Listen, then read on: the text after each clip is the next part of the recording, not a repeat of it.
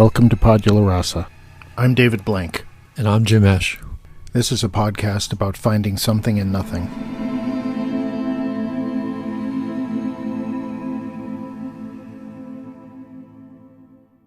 The theme of this podcast involves an incredible chain of events in the lives of four people. It was the spring of 1982. A band had been put together for the purpose of performing in the Marple Newtown Senior High School Senior Variety Show. Two sets of friends came together to create a band known as Zeus and the Druids. I was the guitar player in this band. Together, we wrote, practiced, and had a single performance of a piece called The Mythical Jam. As a four-piece, the band would never reassemble. Years passed. Lives happened. Connections were lost, regained, maintained, and changed. To quote Tom Williams, our mutual connection and probable driving force pushing the creation of the band, "Still, I stare out the window into the green forest, and the seasons keep changing. I've buried some people, and others were born. I changed the chords in my favorite song." Then, in the fall of 2019, a mutual friend passed along a text which included the digitized videotape performance of that night. Incredibly, there it was.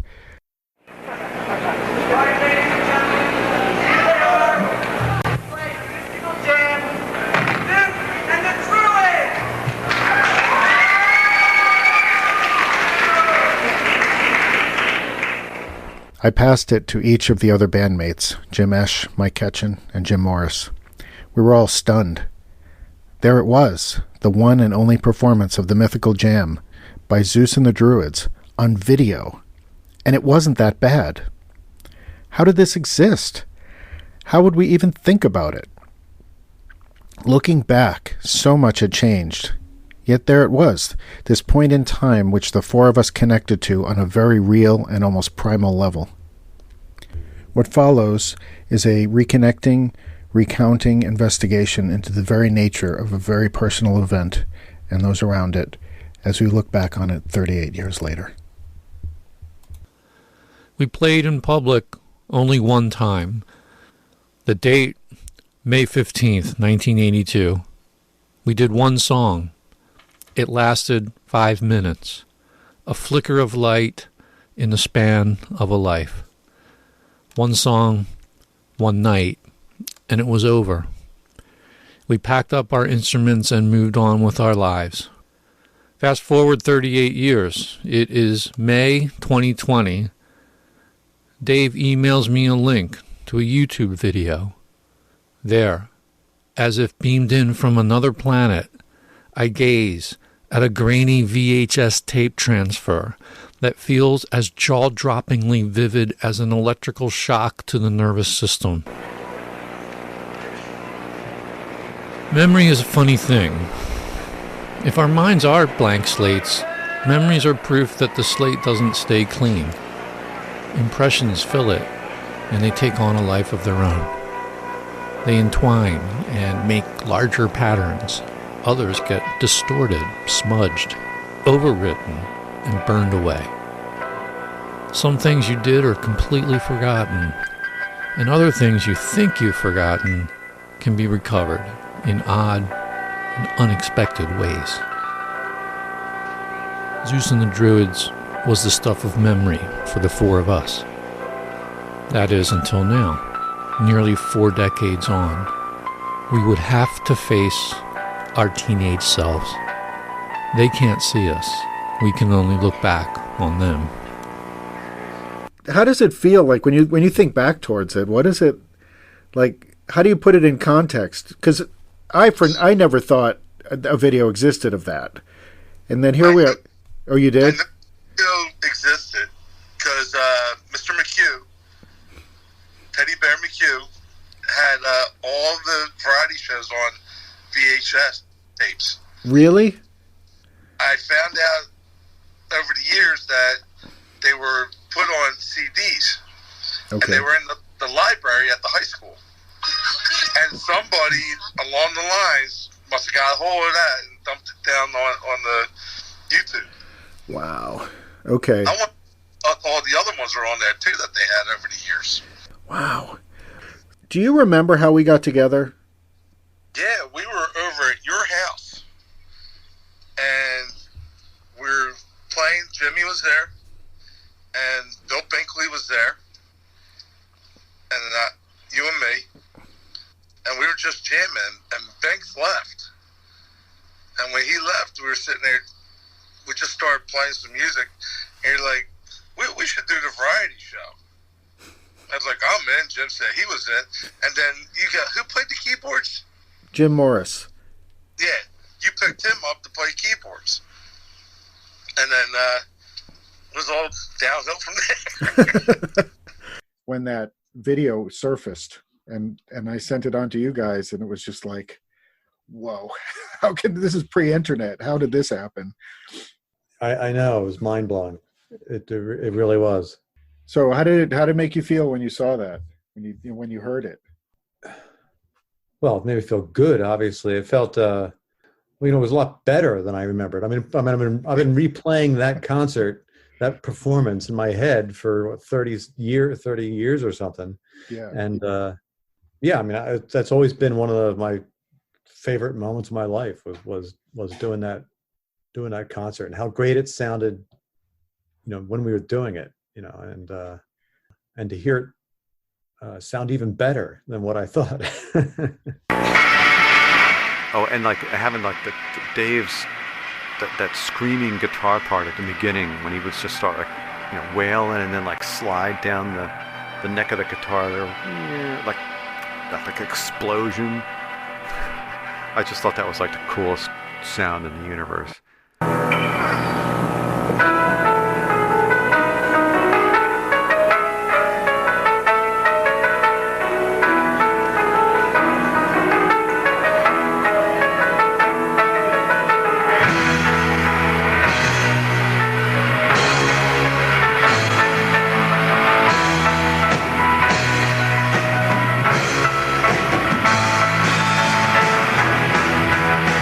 The thing that really just grabs me is that when I've listened to it, the elements that mostly were you actually, like all the prog rock stuff that was in there, was awesome. I was thinking like there was this one part that I thought I was listening to Quadrophenia.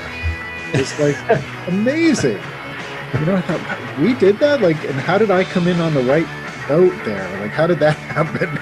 Because I was at that point, like, I loved playing the guitar, but I still felt like a hack, with that. And now up on the stage with the lights, and if you look at the video, I'm trying to get out of as far away as I can. Well, the most challenging thing for me was I was playing in the dark. I know. There was no light on me. Like, I remember trying to feel where the first chord was. I had to just go by feel because it was completely dark. Oh my God. I thought there was a light somewhere, but I guess there wasn't for the whole... I think there was supposed to be. Yeah. Like, oh yeah, don't worry, there'll be a light on you. There was no light. They forgot.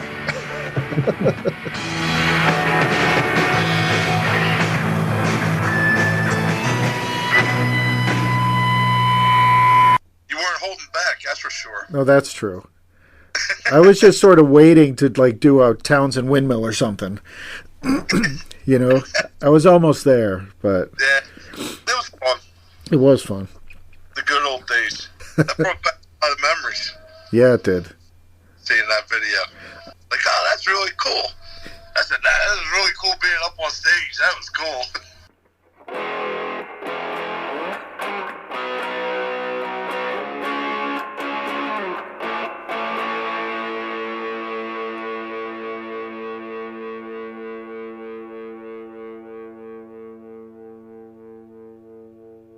And looking at it on the video all these years later, it was just so bizarre.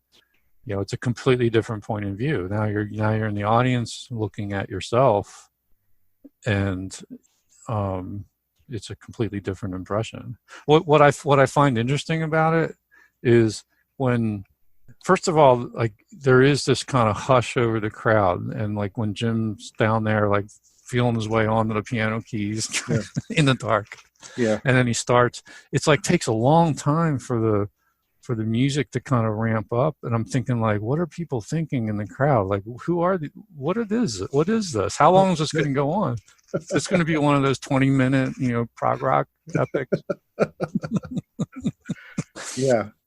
And then, you're doing your thing, and then when it gets to that like super loud, like this just like noise, right? Yep. That really wakes everybody up.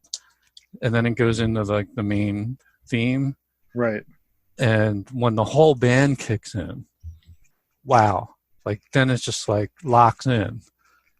And that's just a gorgeous sound. Like that's the sound of a rock band that you dream about. And so whenever we had that one progression, and then we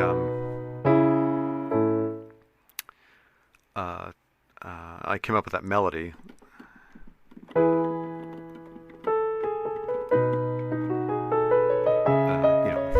you want to call it that. And so we, that I came with that. And I think Mike and Dave also had that second progression, which was like the E minor and the C D, like that swing. So that was just another jam session, and we somehow tied all the pieces together, put in some really super cool drum fills, and then I suggested these beginnings, and they're so like prog rock chords, and the guys, I don't know, they all, I was honored that they liked the idea, even though it was it wasn't my variety show, it wasn't my high school anymore, but it was neat that they accepted those ideas. It was fun. As silly as they are, it was it was so cool to see them like realized, by a real band.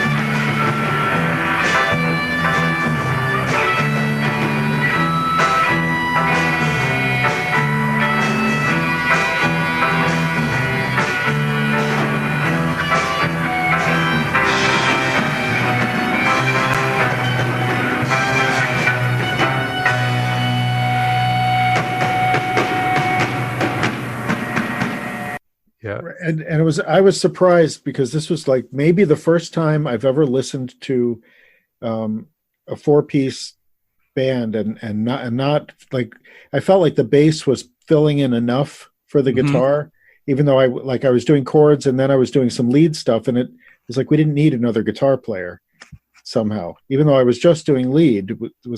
There was enough in the middle. I usually don't hear that. I always think that a piece of music needs more. I was really impressed with Mike. He was looking at me, so that he was doing what a good bass player should do. Like you synchronize with the drummer, and he's looking over your way too. So he was the anchor. He's just like locked in, and he's like nice and tall and kind of straight and sort of just really playing within himself. And in a really subtle way, he sort of kept all that together. As I'm like flailing around the kit, doing all my Phil Collins. You look like you're in control to me. I remember being worried that my drum set was going to fall apart. Yeah. And if you watch a video carefully, that cymbal stage left, of the one all the way to my right, is like hanging by a thread. Like it's just flopping all over the place. At one point where I'm not playing, I'm like trying to adjust it, turn it around. The drums were creeping again forward, and there's at one point, if you see, like I have to pull them back. So I was just like, just don't let them fall off the platform, and just try to, That being said, I had a great time playing, and it was very exciting to be doing it. I just was a thrill, but I think my mind was very elsewhere during the performance. I was just trying to get through it.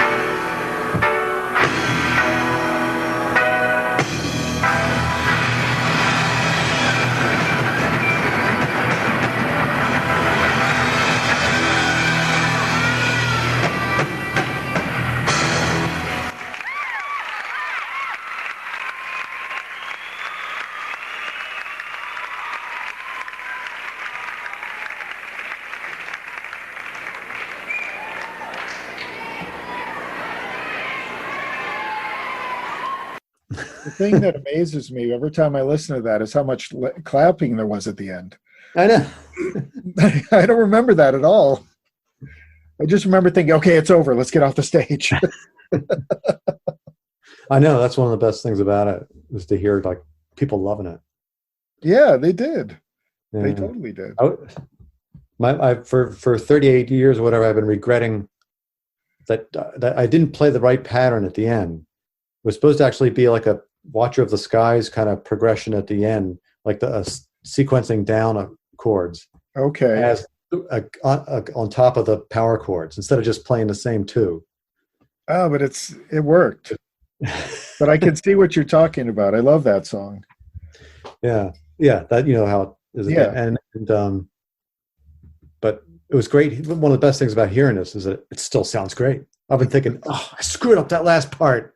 No, man, it sounds great. It sounded good. It sounded really good. But that was, yeah, I think a lot about that, which is a shame because I didn't need to, because it was just so great as it was. My memory of the audience is from behind the kit. I think when the curtains opened, I had a lot of stage fright. Yeah. And it was all black, but I knew the house was packed. I mean, that was a full house. Right. And like they're all watching us. I was terrified, you know. And I don't remember the applause at all. Yeah. When it was over, I just think I was so happy that it was over, and I was in a rush. You got to kind of like get the drums off stage and everything. Right. And it was like I blacked it out. But I knew they were watching, but I didn't get that feeling of like, wow, they really gave us a good round of applause till I watched the video, and I'm like, wow, you're whooping it up, and like everyone's clapping, and yeah, this is great.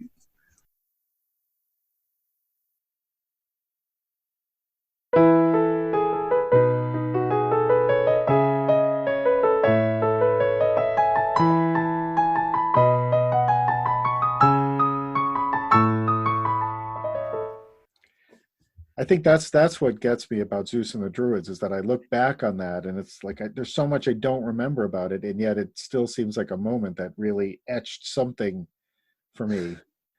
Yeah. That I carry forward to today. Like when I saw the video, I couldn't wait to show my daughter. It's like, you got to see this. Look at me. She's like, and I think Jim's daughter said the same thing. Like, what's with the headbands? No, you all had headbands. You got to understand the 80s, you know? Didn't yours have like a Japanese dot on it? Wasn't it like a Japanese flag or something? I don't know. Or did I make that up? It could have been, but I think it was probably just like a regular, you know, red paisley. Right. Probably still have it. But who knows? I don't know. Could have been. There's not enough on the video for me to see, but you can see that it's there. Mike has one. I don't think I saw you having one, but you probably did. No, I don't think I did. Yeah, I don't think I did. I mean, that brief glimpse you got of me at the beginning. Yeah, just running to the keyboard. Right. Looks like I'm diving off the stage or something. Like,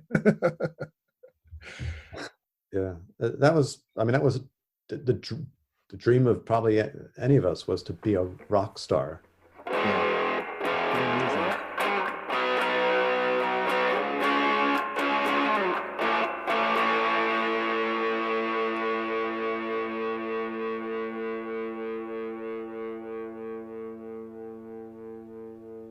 The theme of this is about the idea of memory and how we, like, this moment existed in 1982, and then all of a sudden we're able to look at it in the present and look and really think about it. And I'm sure in that moment, in 1982, I don't think I thought about it a whole lot, but it's really something to revisit that.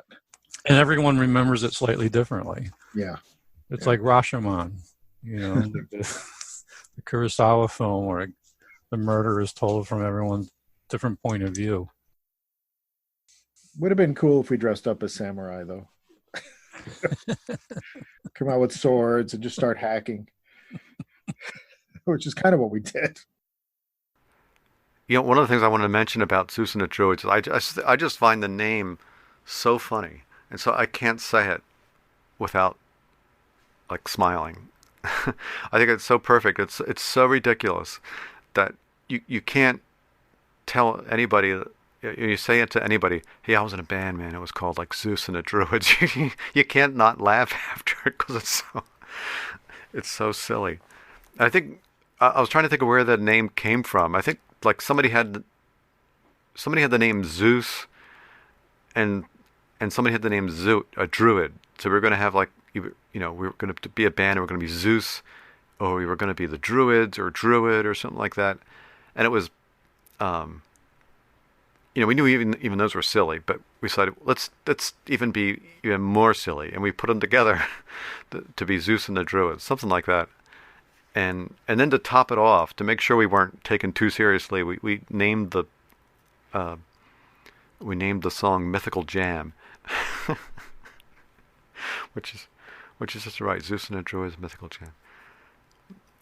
I think it's great because it just says loud and clear, man, we are here to have fun. We are here to just play music and just like it was just have a riot, have a great time. And that's a great attitude to have for a band, isn't it? I love it.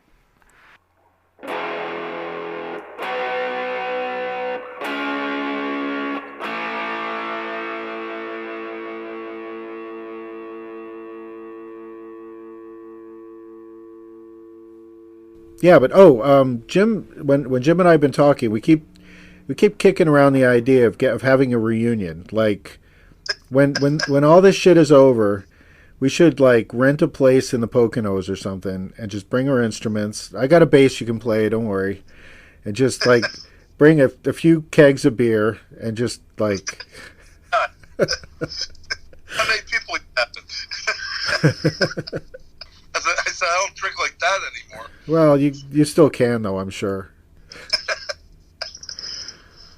It's interesting to think back on it though.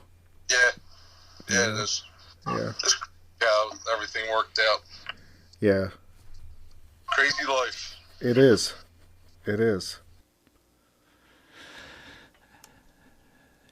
After watching the YouTube video for the first time, I was dumbfounded. I watched it again. I couldn't wipe the smile off my face. I sent it to my kid. I made my wife watch it. You're never going to believe this, I said. Then I spent the rest of the day like an astronaut spinning in zero gravity. My feet couldn't feel the ground. Days later, I come back and watch again. Who is this ghost? This 17-year-old skinny kid, sticks flailing around the drum kit. Could that be me? Am I still that person? He looks, despite the insecurity, dare I say it, happy. Like he wouldn't want to be anywhere else. Does he know how short the moment is going to last? I don't think so. I don't think I want to tell him. I see other things. I recognize traces of my kid who would come into the picture frame 13 years later and is now older than the kid crashing the cymbals. What would you do if you could see yourself 38 years ago suddenly like that? Would you expect waves of embarrassment? I didn't feel it. Or if I did, I don't care anymore. Shock? Yes. Awe? You bet. Mostly I feel, how to put it, exhilarated, blessed, like a stranger has offered something precious to hold in my hands. We would love to hear your own stories. Has something similar happened to you where you were revisited by your past life unexpectedly? How did it make you feel? Go to padularasa.com and leave some feedback for this show, or send us an email, padularasa@gmail.com. As always, we thank you very much for listening.